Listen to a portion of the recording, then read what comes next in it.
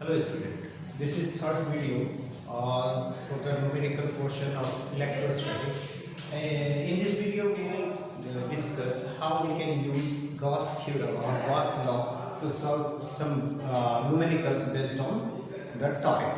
So here is the first question. An electric field E equal to 3.0 into 10 to the power 3 Newton per coulomb. That is E equal to the magnitude is 3.0 into 10 to the power 3 Newton per coulomb is set up along x-axis. So set up along x-axis, when it is in the direction of x-axis, you can represent it in vector form. So it can be represented by putting a I cap. That I cap shows the direction of x-axis. And there is a area in two different situations. When the area is parallel to the y-z plane. So first of all, let us draw it, and in this direction electric field is set up. The area is parallel to this plane. This is the z and y. This plane is z and y-z plane. So the area is parallel to this one. So easily, what is the direction of such kind of area? That will be along this direction, normal to the plane, it is also in the direction of x-axis. So area can be written in the form of vector, that is 0.1 I metre square. अब इसमें आप क्या करेंगे कि flux calculate करना है. तो flux के लिए आपके पास फार्मूला क्या था? E dot A area, E dot ds formula आप लोग पढ़ते हैं. ds को यहाँ रिप्लेस करके E कर दिए. आप जानते हैं कि इसको हम लोग लिखते कैसे हैं.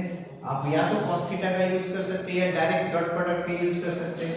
तो 3 into 10 to the power 3 और into 0.1 और into I dot I. Two similar unit vector का डॉट प्रोडक्ट 1 होता है. तो finally you will get 3 into 10 to the power 2. 3 into 10 to the power 2. Flux, that is Newton per coulomb meter square. Now there is a second situation. If the area is inclined at 30 degree with the yz axis, yz plane, उस plane से इसको हम 30 degree अगर हम लोग tilt कर देते हैं, तो हम लोग suppose that this is the yz plane, this is the x axis. अब हम प्लेन को 30 डिग्री से टिल्ट कर देते हैं. तो हम प्लेन को यहीं ड्रॉ करते हैं इस टाइप से.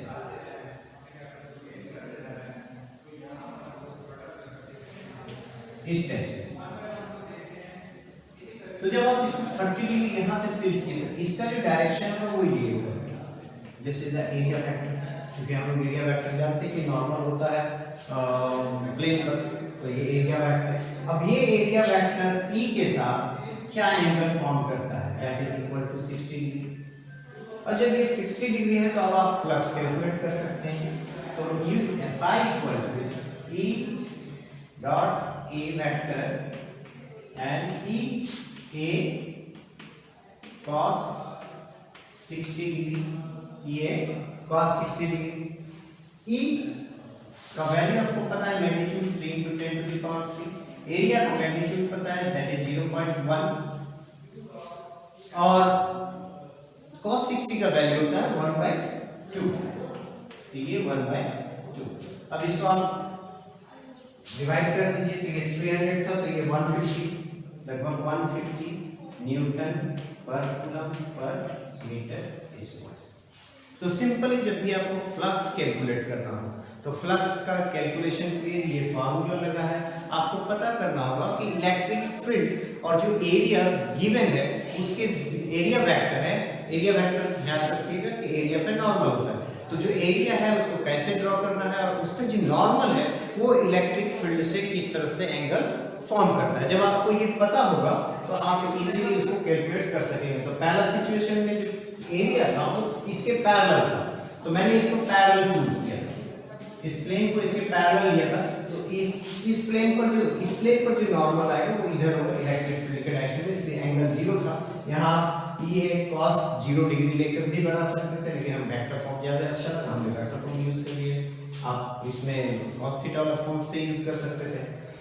सेकंड केस में एरिया जो है वो प्लेन से 30 डिग्री था, प्लेन से 30 था, इसको ध्यान रखना था, नहीं तो आप गलती करते हैं। तो पहले ये अगर ये सीधा होगा तो नॉर्मल इस डायरेक्शन होता, लेकिन इसको हमने इससे थोड़ा सा झुका दिया है तो एंगल कुछ 60 डिग्री का यहाँ पे बनेगा। ये अगर 30 डिग्री हुआ है तो यहाँ ये 60 डिग्री एंगल। अब आप इसको क्लियरली देख सकते हैं कि कैलकुलेशन कितना आसान है। नेक्स्ट प्रॉब्लम है Earth's electric field is directed vertically downward। ये जनरल है, अर्थ का जो इलेक्ट्रिक फील्ड होता है वो हमेशा वर्टिकली डाउनवर्ड होता है। तो हम देखते हैं कि इस प्रॉब्लम को कैसे सॉल्व करते हैं। जब तक प्रॉब्लम आपको समझ में नहीं आए, प्रॉब्लम को तोड़ के पढ़िए, जितनी बार हो सके आप पढ़िए। नेक्स्ट कि this is the earth surface, electric field is directed downward, this is electric field at a height of altitude 100 meter, at an altitude of 100 meter the electric field E is 120 volt per meter। this is another unit of electric field intensity। electric field intensity का जो unit था वो Newton per coulomb होता है, लेकिन एक और भी होता है वोल्ट पर मीटर। तो ये 100 मीटर पर, फिर 200 मीटर की हाइट पे, यानी कि यहाँ पे इलेक्ट्रिक फील्ड फिर डाउनवर्ड होगा और यहाँ पे इलेक्ट्रिक फील्ड का वैल्यू है 60 वोल्ट पर मीटर, दैट इज 60 वोल्ट पर मीटर।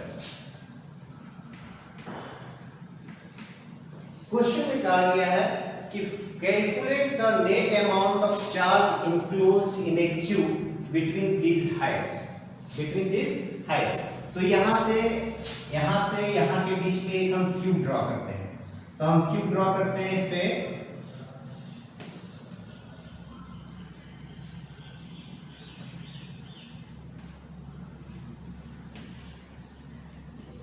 आप अगर फ्लक्स कैलकुलेट कर लेते हैं तो आप चार्ज इजीली कैलकुलेट कर सकते हैं। तो सबसे पहले हम फ्लक्स कैलकुलेट करने की कोशिश करेंगे। तो यहाँ पे इलेक्ट्रिक फील्ड डाउनवर्ड है और लेकिन ds जो है वो अपवर्ड है, एरिया जो है वो अपवर्ड है। इस केस के लिए, इस फेस के लिए इलेक्ट्रिक फील्ड डाउनवर्ड और ds भी डाउनवर्ड है, इसको ध्यान रखना। हमें इसमें से फ्लक्स कैलकुलेट नहीं करना है क्योंकि इस डायरेक्शन में कोई लाइंस नहीं, electric field lines vertically downward है, तो इस फेस से, इन दोनों फेस से नहीं निकलने वाला है, और ना ये सामने फेस और ना बैक फेस से, इससे कैलकुलेट नहीं होना है। तो आप इसको इजी कर सकते हैं, शॉर्टकट कर सकते हैं, अदरवाइज आप लॉन्ग में भी जा सकते हैं। तो हम लोग देखते हैं कि इसको कैलकुलेट कैसे करते हैं। सबसे पहले गॉस लॉ कहता है कि E dot ds is equal to q enclosed by epsilon naught, q enclosed by epsilon naught।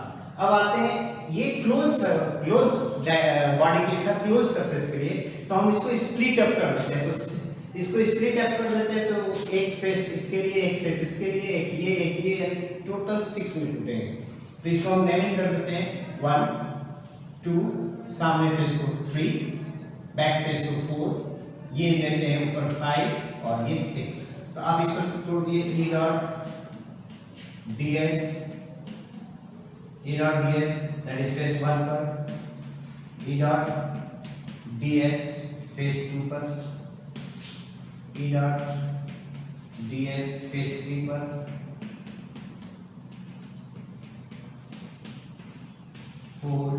E dot ds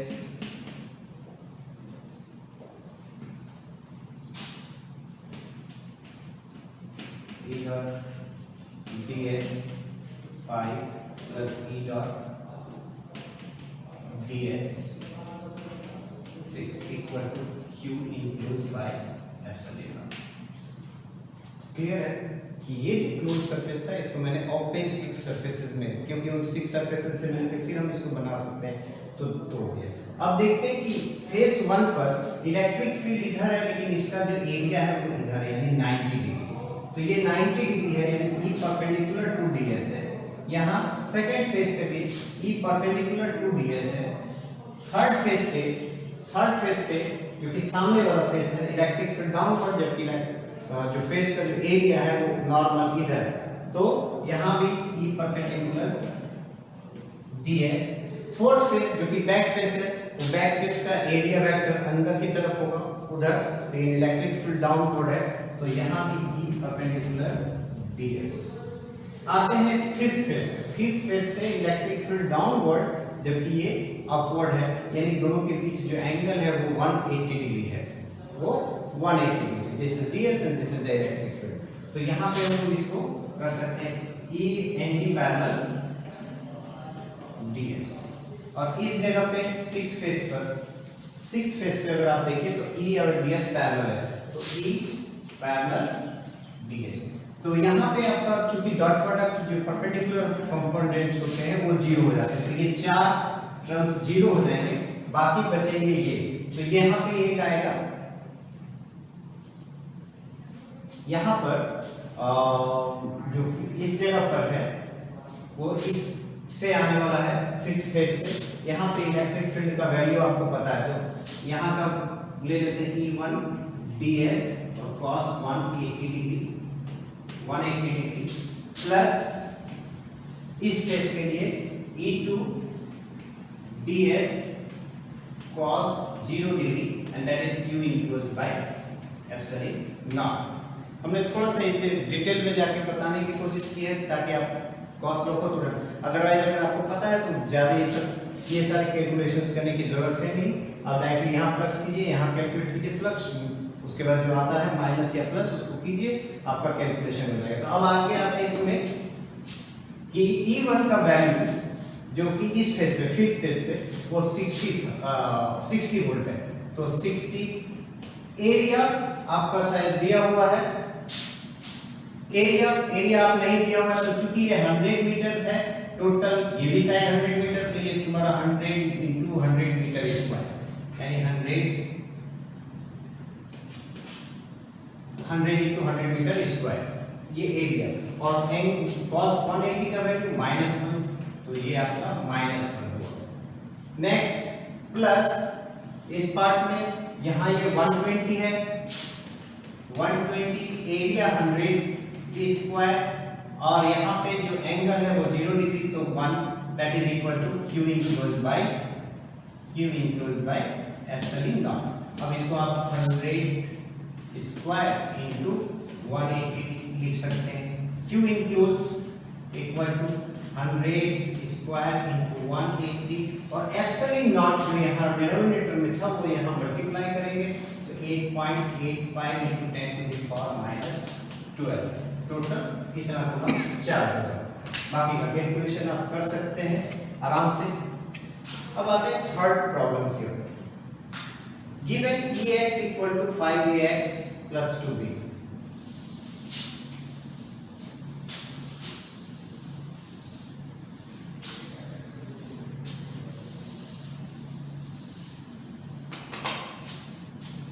Ex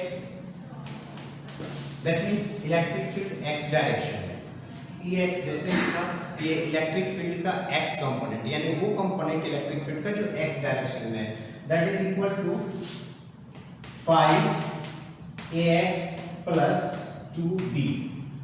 a का वैल्यू 10 यूनिट दिया हुआ है और b का वैल्यू 5 यूनिट दिया हुआ है। अब आते हैं इस क्यूब में आपको इलेक्ट्रिक फ्लक्स कैलकुलेट करना है, तो हम देखते हैं, पहले इसको ड्राइंग बनाते हैं कि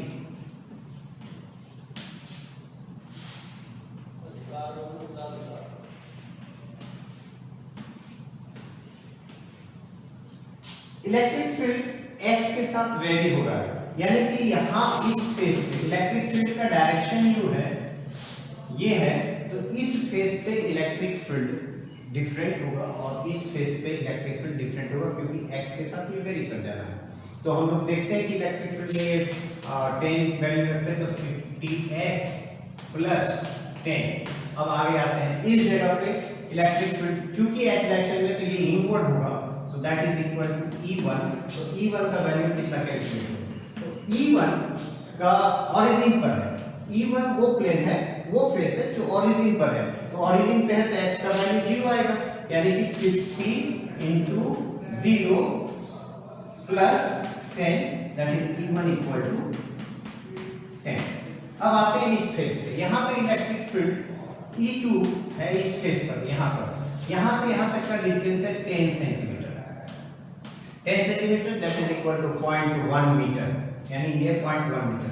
तो E2 के लिए इस फेस पर E2 के लिए हम लोग क्या करेंगे, 50 into x, यहाँ इस जगह पे आगे हम E को कैलकुलेट कर रहे हैं, तो x का वैल्यू यहाँ तक का डिस्टेंस को लेना पड़ेगा, तो 0.1, तो वो हो गया 0.1 plus 10 that is equal to 15 newton per coulomb newton per. अब यहाँ पे इनवर्ड फ्लक्स है, हम लोग अब थोड़ा सा इजीएस्ट मेथड में आते हैं। इनवर्ड फ्लक्स को हम लोग क्या बोलते हैं कि नेगेटिव होता है, तो inward flux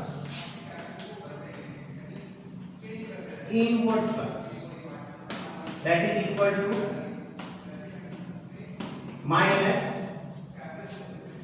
E into area। तो E और एरिया वो लगभग पैरेलल है, एंगल कहीं बन नहीं रहा है, तो नॉर्मली जो इलेक्ट्रिक फील्ड लाइंस है वो नॉर्मली है, तो हम डायरेक्ट कैलकुलेट कर लेंगे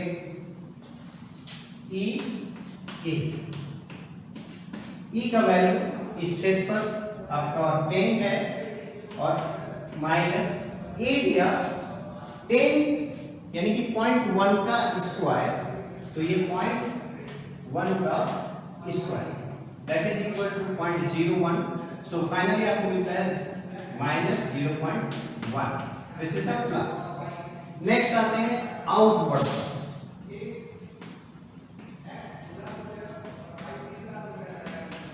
हम लोग पहले पढ़ चुके हैं आउटवर्ड फ्लक्स को, जो है हम लोग पॉजिटिव लेते हैं। आउटवर्ड फ्लक्स के लिए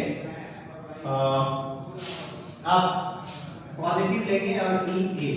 फिर बता रहा हूं कि यहां से मैंने cos का जो थीटा वाला है वो ऐसे ही ओमिट कर दिया क्योंकि cos 0 है, और इस केस में cos 180 था, उस 180 की वजह से ही ये नेगेटिव आया। तो E यहां पर है आपका 15 and area is 0.1 square that is 15 into 0.01 that is equal to 0.15।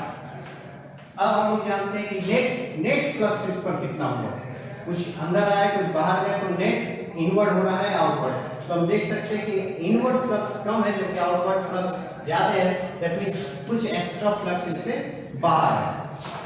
तो हम लोग उसको कैलकुलेट करते हैं, तो net flux outward, net flux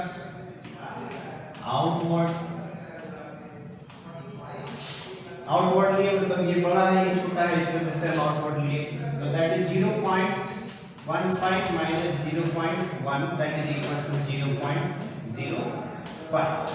तो एक पार्ट जो कि इलेक्ट्रिक फ्लक्स कैलकुलेट करना था वो क्लियर हो गया, 0.01 और फ्लक्स है तो Newton per coulomb metre square. Next जो पार्ट था कि आपको यहाँ टोटल चार्ज इस क्यूब के अंदर एक्स्ट्रा चार्ज था पॉजिटिव में, तभी वो एक एक्स्ट्रा फ्लक्स को जनरेट कर पाया है। एक्स्ट्रा लाइंस तो बाहर के, कुछ लाइंस तो जो इनके थे वो बाहर गए और एक्स्ट्रा जो 0.05 फ्लक्स है वो यहाँ पे मौजूद चार्ज के वजह से एक्स्ट्रा लाइंस जनरेट हुए। तो आप जानते हैं कि Q enclosed by epsilon naught equal to flux 0.05, so Q enclosed equal to 0.05 into 8.85 into 10 to the power minus 12 coulomb. आप इसको कैलकुलेट कर लीजिए, आपके कैलकुलेशन के बाद ये आ जाएगा। एक और सिंपल से छोटा सा प्रॉब्लम को सॉल्व करते हैं। कुछ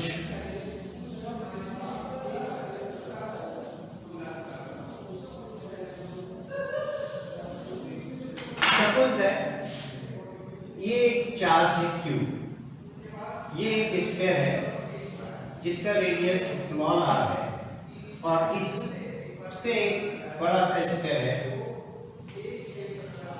जिसका रेडियस कैपिटल आर है, स्मॉल एंड बिग। तो what will be the flux through the small sphere?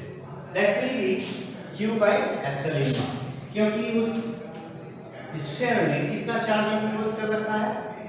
q, इसलिए ये इस स्फीयर के अंदर चार्ज q है, इसलिए इसको q by epsilon naught। Next b, बड़े वाले में, बड़े वाला को अगर हम लोग देखते हैं तो वो भी उसी चार्ज को इंक्लोज करके रखा है, तो ये होगा again q by epsilon naught। So flux doesn't depends on the size of the object, it depends on the charge enclosed within that sphere। अगर सपोज दैट एक कैपिटल चार्ज q इंक्लोज कर देते हैं इसके अंदर, तो अब फ्लक्स क्या बनता है? ये छोटे वाले के लिए तो जो चार्ज इंक्लोज है वो स्मॉल q है, लेकिन बड़े वाले के लिए जो चार्ज इंक्लोज है वो q प्लस कैपिटल Q होगा। इस तरह से आप बहुत आसानी से जितना प्रैक्टिस करके आप इसको गॉस थ्योरम के एप्लीकेशन को सीख सकते हैं। Thank you.